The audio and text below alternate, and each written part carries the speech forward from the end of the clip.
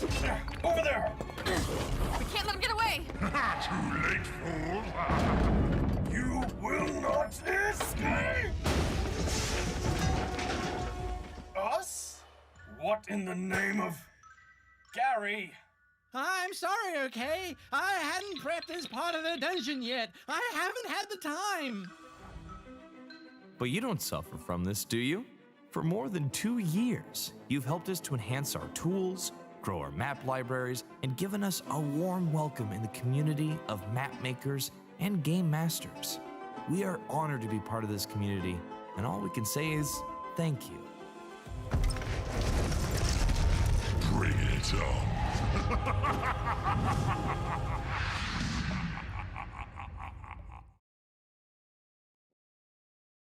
Hello and welcome everyone.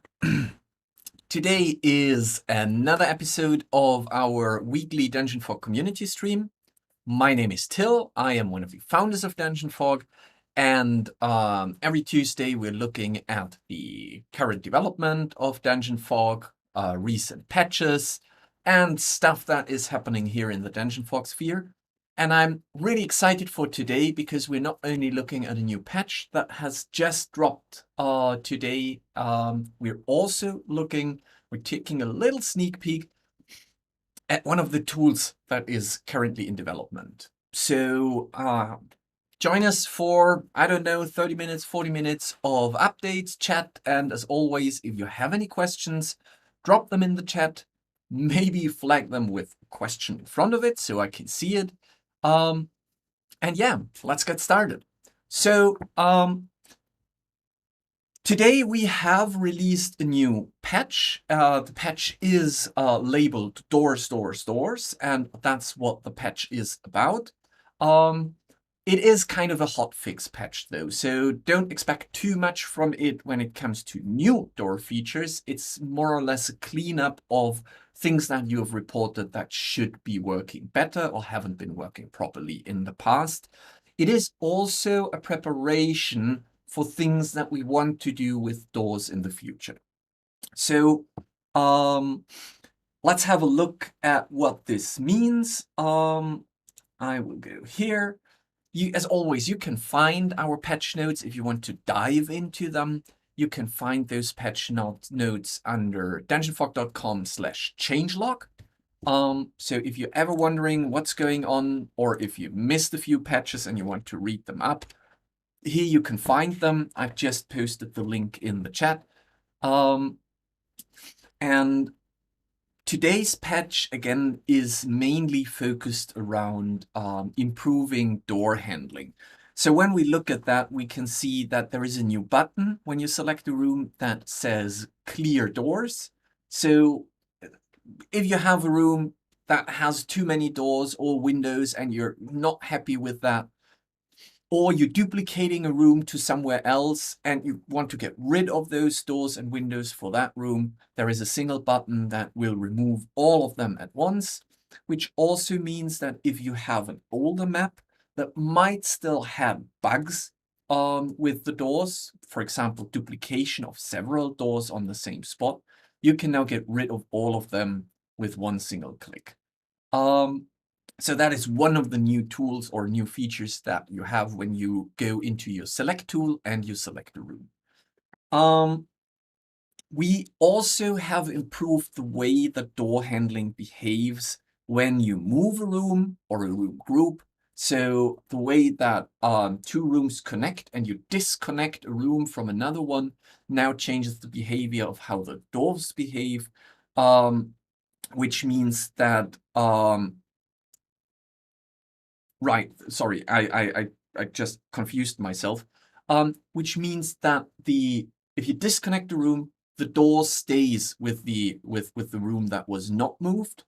So you can take that room, move it around, place it somewhere else, and then you can attach new doors if you need, or if you bring it back, then you can attach those doors there. We also did improve the way that flipping or rotating rooms works with doors, and the way that when you move a single wall segment works with doors. all of that is basically to give you a better, smoother workflow on existing rooms that need modification. So things, maps that you want to remodify, that have a lot of doors, and you want to revisit this map and change something. But also, I think, especially when you're working with the room templates, it is quite a helpful tool if you have set windows and doors on room templates as well. So this is the core of what has been happening with the recent patch. There is another small bug fix that some of you might like a lot, and that is a bug fix that is not the one I'm talking about, but I just saw it in the list. There is another bug fix that says that when you're hiding a room group, the doors will now behave properly. We had the occasion, several occasions here and there where you were hiding a room group, but the doors wouldn't hide properly. So that is fixed too. No, what I was talking about was the prop randomization bug. So for quite some time, and we've been made aware of that, I think, well, I don't know, probably half a year ago, but we just never found the time to manage that. When you randomize props, the first prop is never in the random rotation. Like the first prop is always the first prop from the list that you have built to create the randomization. And now we've fixed that. So randomization now takes the whole collection into account.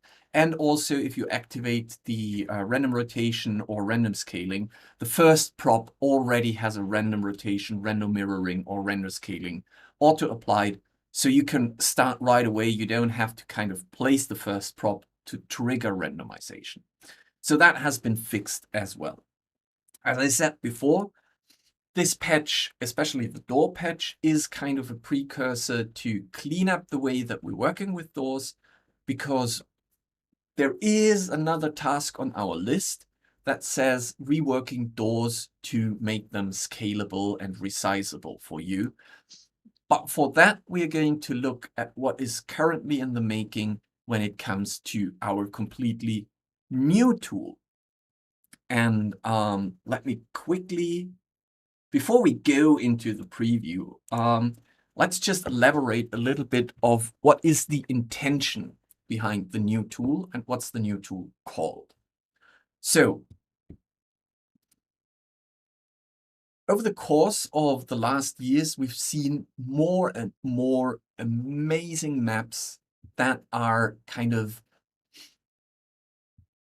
struggling, or we know how much work it is to create longer objects from stamping down single assets, like, for example, a crumbled wall, or a river, or a fence, a railing, railroads, pipes, things like that. And we've been thinking about ways to solve that, and we know that there are other tools out there who have kind of a solution to it. But we said, okay, if we want to do something like that in DGNFOG, we should really start to consider and think about what's the purpose of this and how can you really use it. So for the past, I can't remember, I would say for the past 2 months, 1.5 months, we've been sitting and conceptualizing about what do we want to achieve with the tool and what should the tool do, how should it behave. And the general, it's still a work in progress name, so the name might change, but we are calling it the Paths tool at the moment. And the Paths tool allows you, as it sounds, to draw a path, and we are rendering an object alongside this path to create something that you can then almost dynamically draw. Okay. This has nothing to do with our advanced room rework. So there is another task list on our list that says we want to rework the way that rooms are rendered.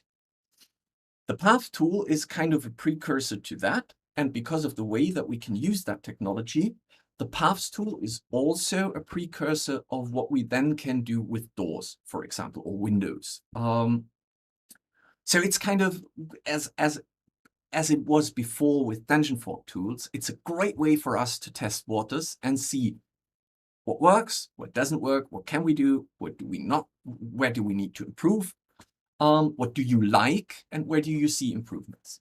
And that's why we said, okay, because the way that the technology of the path tool works is probably seeding into so many different things that we can do afterwards, we want to start with that first.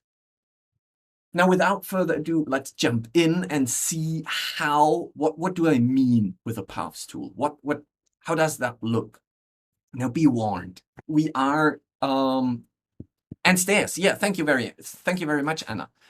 Yes, stairs is also there. Oh, geez, I've written a list of 98 things that you should be able to do. So tables, chests are on the list. So long tables, I don't know, long chests,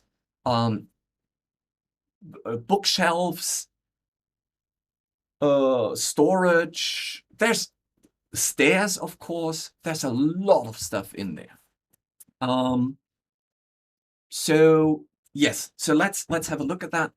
Be warned, this is a prototype. So we're talking about early development prototyping, where we are looking at the things and how they behave. It will break. It will definitely break. You will see artifacts, you will see weird things, and that's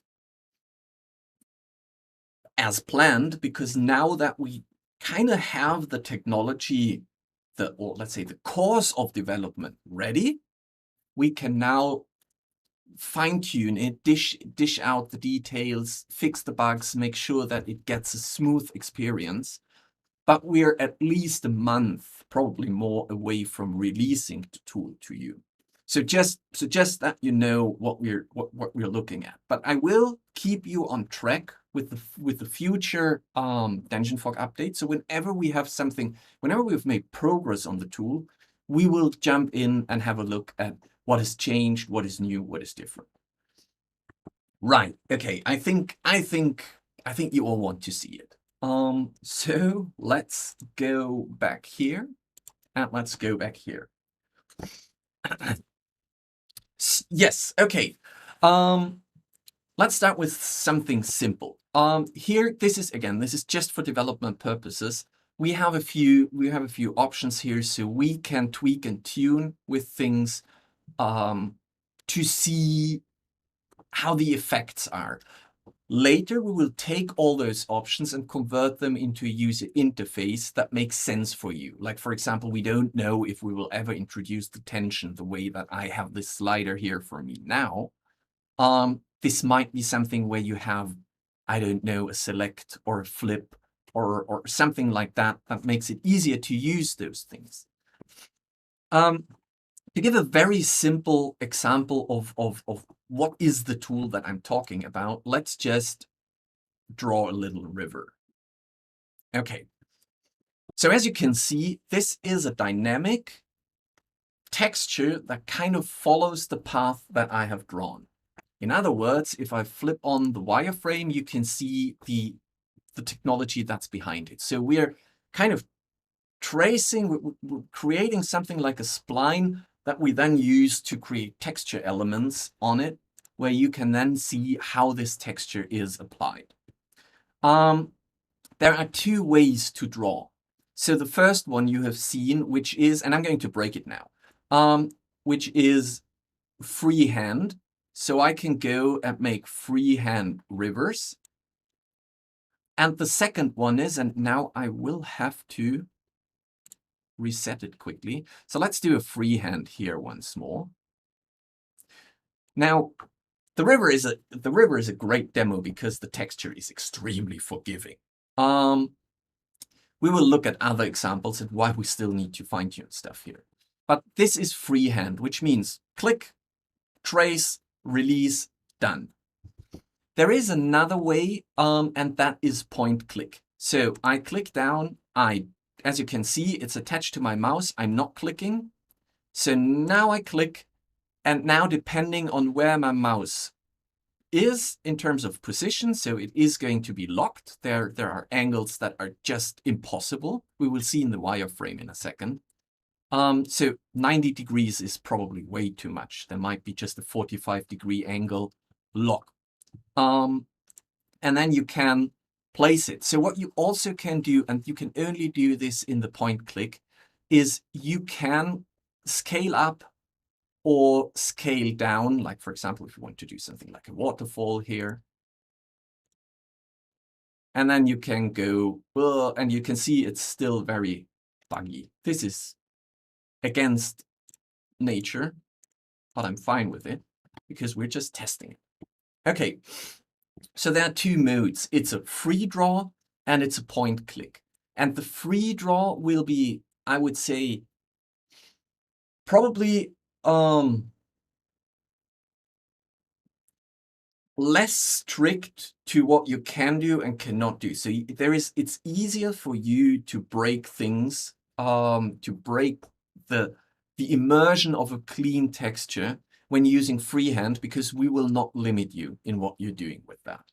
Whereas the point click is something that we are going to, and that is probably taking a lot of time, is going to fine tune to something where we can make sure that it is always creating the best technical visual solution for you that we can provide. We will see. I mean, you can always do weird stuff with it. But we will try to optimize it in a way that it is really, it's kind of an advanced editing if you want to break it. Okay. So this is river, but we have a lot of test things here. Let's go for Cliffside. So as you can see with Cliffside, it looks quite nice from scratch. That is pretty cool. And again, the cliff texture is a very forgiving texture. So whatever I want to do is I can create that cliff, and now I've released. So I'm going to add one more here, and this one I'm going to blow up a little bit. And we're going to see now what the tension slider does. Because if I turn, and it's breaking a lot of times, but if you pay close attention to this area, you will see that it is going from straight to curved. Or in other words, in the wireframe, you can see that it kind of changed from a straight to a curved solution here, which is very rudimentary. That is bare bone what we are trying to do, and now we need to optimize it wherever we can.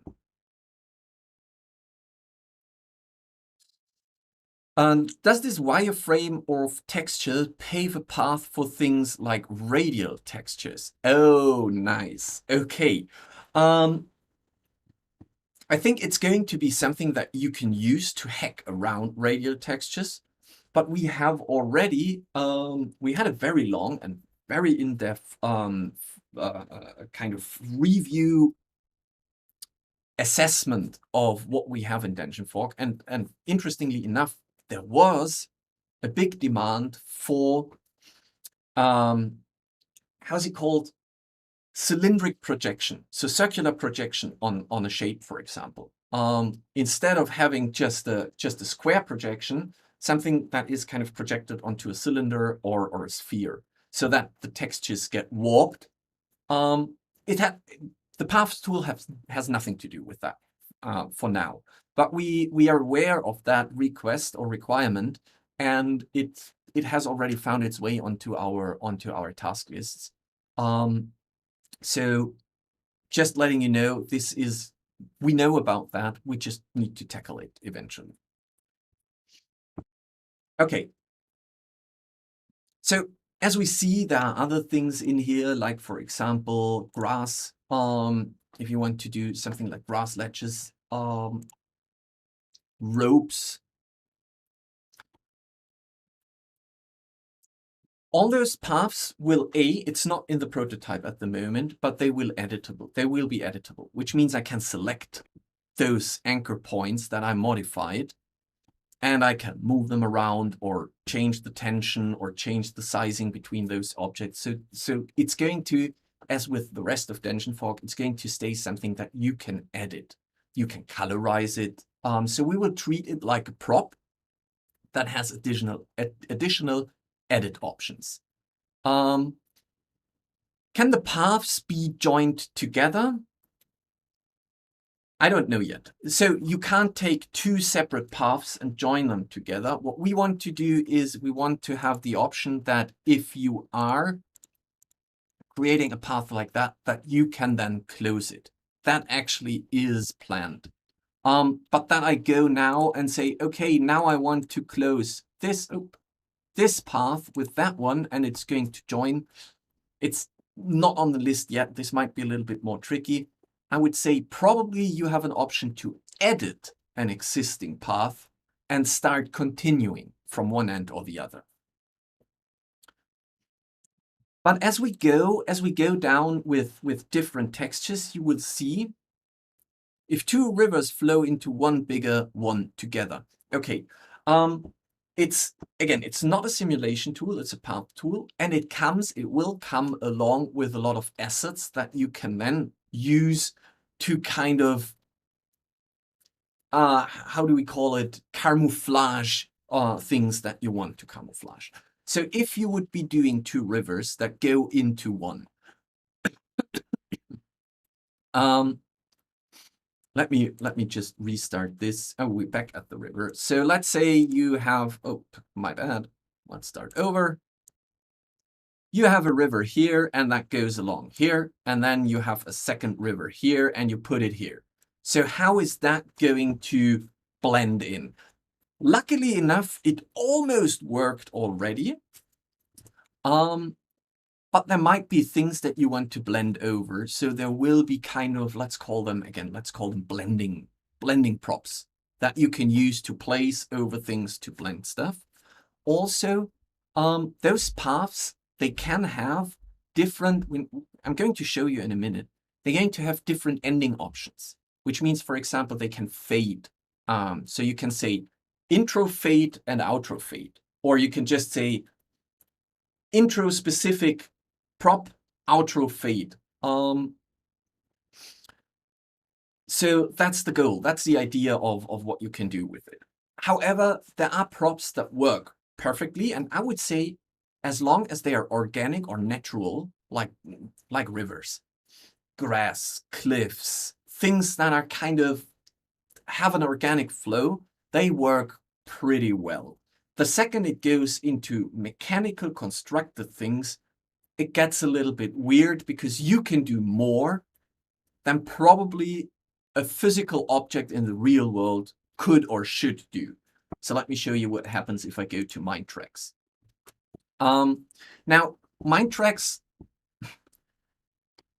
they kind of, they're our nemesis, of course, and also they are our testing feature. So first of all, why are there 1s and 3s? And I think this might have been a 4.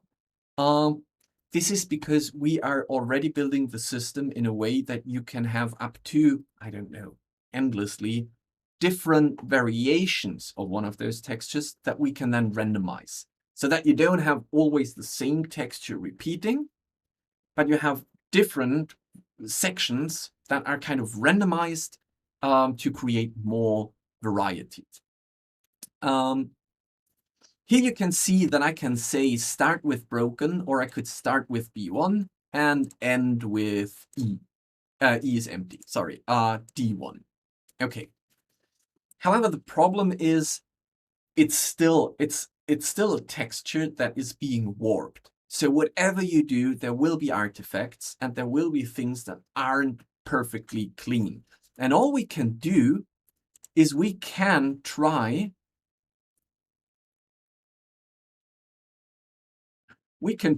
to give you, let me stop that, because if we reduce the tension, it gets a curve here. And all we can do is we can do our best to get an experience that is as close as possible. But it's not going, like, our mind says, oh, this has to look perfect, but technology says, well, there are limits. So there are just things that will always look weird, and it's up to you as a user to make sure that you're using it to an extent where you like the visual approach. So for example, another example would be the bar table, right? I mean, it's super cool if I do something like that, like a bar table, and maybe I say, okay, it goes around a corner. Now for that bar table, the tension would be stupid, so I'm going to reduce the tension here. And again, the slider's broken, don't worry about it. So that might be a pretty cool bar table that you've created. But the second you start to make a freehand bar table, now this was forgiving, but if I do, I don't know, something like that. Oh my God.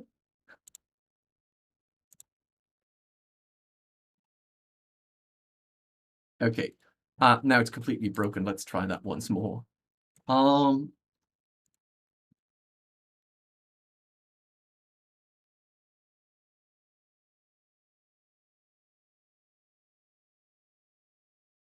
So what is that? You did that. The texture is just the texture that is applied to a wireframe that you've been drawing. So it's up to you to decide whether or not this is something you visually want to use on your map, or is it something that you've just broken. You could use it, for example, as you can see here, you could use it as something like an optical perspective, but that is going to be up to you. What I'm trying to say is we're going to optimize the tool for a broad variety of different textures where we see that this is going to be the main use case. And then there might be things where you're just like, this is broken. And we're like, yeah, but is it? Or did you just play around with the wrong settings? So this is what we're currently working on. And just for the giggles, let's see what's in there. Palisades. Okay, so we have Palisades. By the way, a big thank you to Forgotten Adventures on that point, because the textures we're looking at, apart from the river texture, all those are from Forgotten Adventures, because they already have created quite a few of those repeatable path assets, and they're going to help and work with us to get some of them into our base sortiment of Dungeon Fog. Some of them are going to be in the marketplace, and we are going to produce path assets as well for the premium subscription model.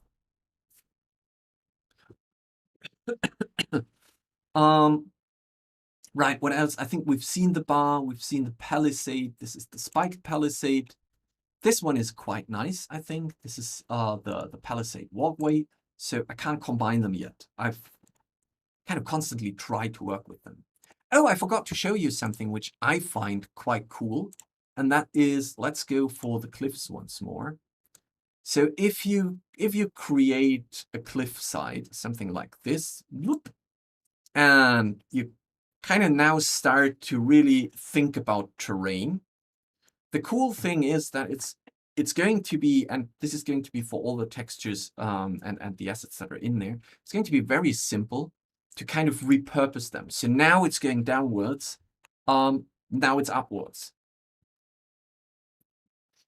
And I think this is so maybe you have then something like a grass path that you can use to bridge those, or you use the brush tool to bridge them.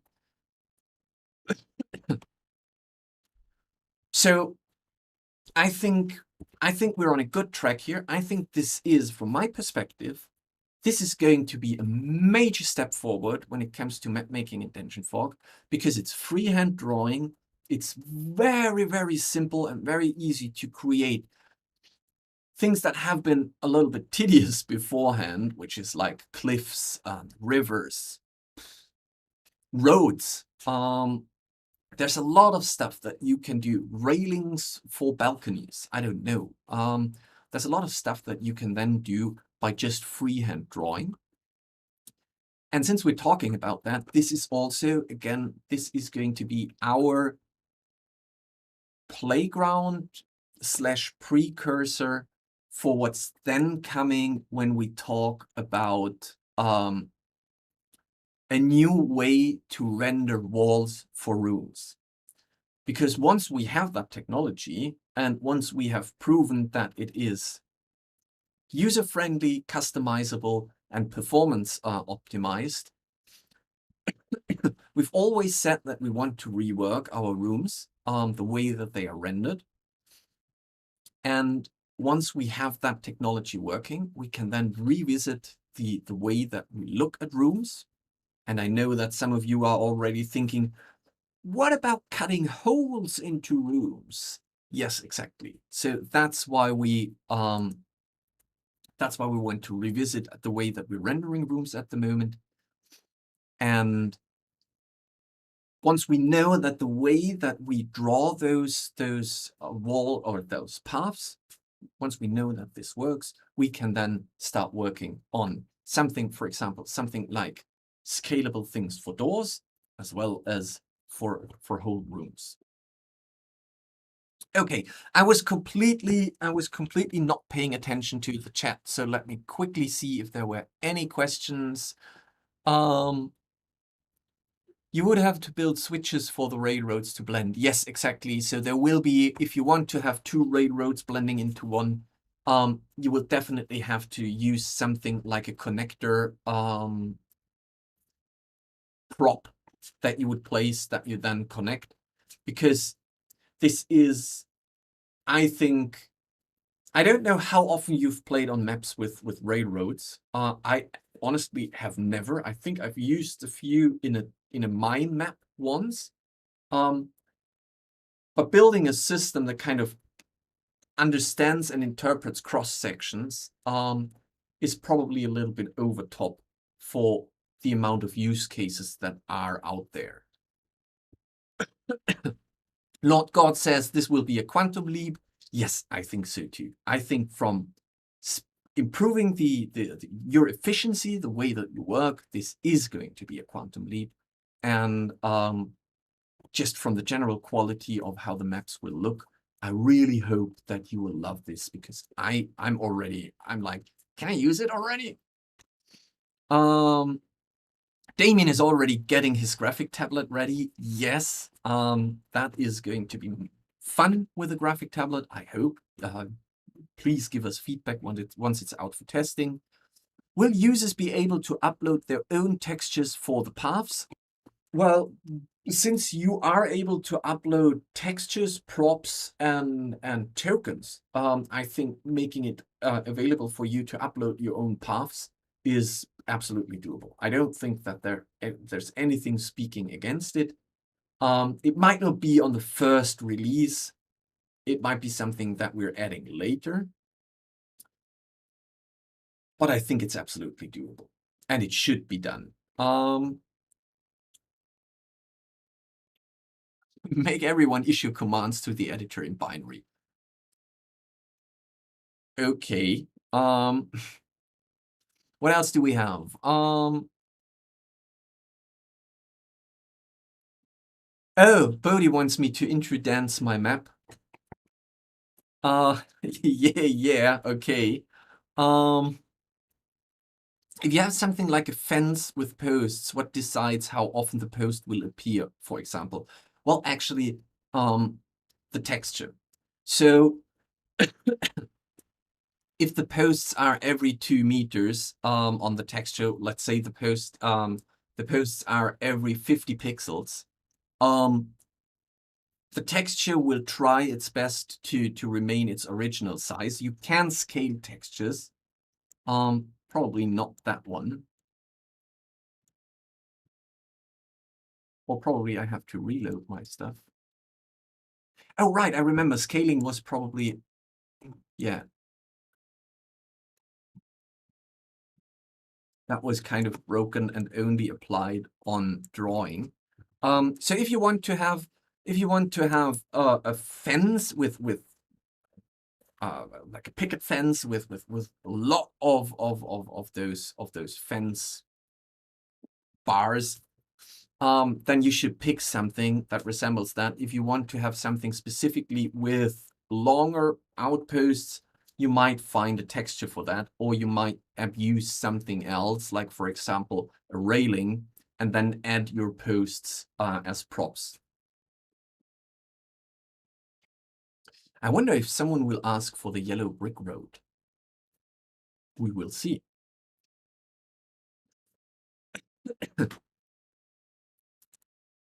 So, honestly, I think we're done. I don't really know what else to show today. So I hope you like what you see. I hope you're as excited as I am about it. In terms of development progress, I will keep you posted. We were hoping to have it ready around our 4th anniversary, which is by the end of October, but there are no promises because we want to have it ready, prepped, clean, working. We also need to produce still a few of new image textures for that, so Tony has to draw a few of them. So I would say somewhere around early November or mid-November is absolutely doable. But again, I will keep you posted. I will let you know, and we will revisit that here and there to see where the progress is. All right. Well, from my side, that is almost it for tonight. I just want to do a quick reminder that we are having the map battle taking place this Thursday, so in 2 days from today, at 8 p.m. here in Vienna, which translates to 6 p.m. UTC, where Guy and I will be fighting over the title of who is the better map maker, who is the map making champion of 2021. And it's going to be moderated by our dear friend Myri Stritter from Orkenspalter TV. It's going to be a 4-hour stream where Guy and I have 3 hours in total to create a map that is purely based on what you throw at us. So we do not know what the map is. We don't know the topic, and we don't know the random challenges that are coming throughout the process. All we know is that you will help Myri to pick a random theme for the map, and then Guy and I will have 3 hours to start making the map, and every 30 minutes you're going to help Myri to throw a random challenge that we have to include in that map. At the end, we have to finish. Once the clock is down, we have to drop the pen, lean back, and the map goes, both maps go online, and you have a week to vote on the winner based on several different categories. So I think let me just quickly see if I have the voting.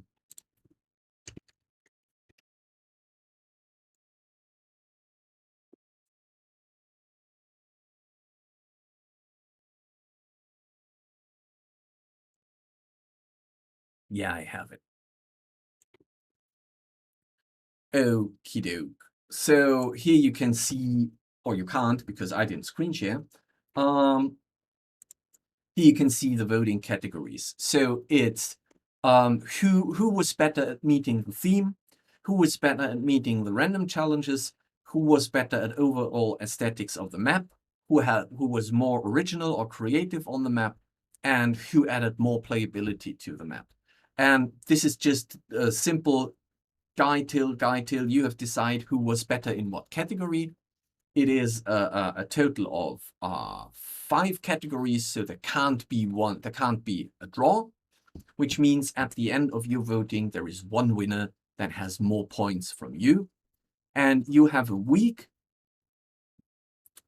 to vote. You can even change your opinion later down the road, but you can only vote once. And on September the 30th, which is Thursday in a week, it will be the award ceremony where we then learn who the winner is, because the voting will end during the award ceremony. So we don't know. We have no idea who is the winner. I mean, I know that I'm going to win and Guy's going to cry tears. but Guy doesn't know that yet. A tie, okay. Yeah, I hope you find the time. I think it's going to be absolute chaotic, absolute madness. It's going to be really weird. I am terrified of this Thursday because I already know the second that I know the topic, my mind will go blank. And then it takes probably an hour to get my juice flowing, and then I will run out of time. I think that's a pretty solid prediction of what's going to happen to me. I just hope that the same applies to Guy. So we will see. Join us this Thursday, 6 p.m. UTC for the Map Battle Madness here at dungeonfog.com Twitch at twitch.tv/dungeonfog or youtube.com/dungeonfog. This is where the battle will take place. I think the more of you will be there, the more fun we will have. And with that, I can only say thank you very much. Thank you for being here tonight. See you on Thursday. And as always, happy map making. Bye.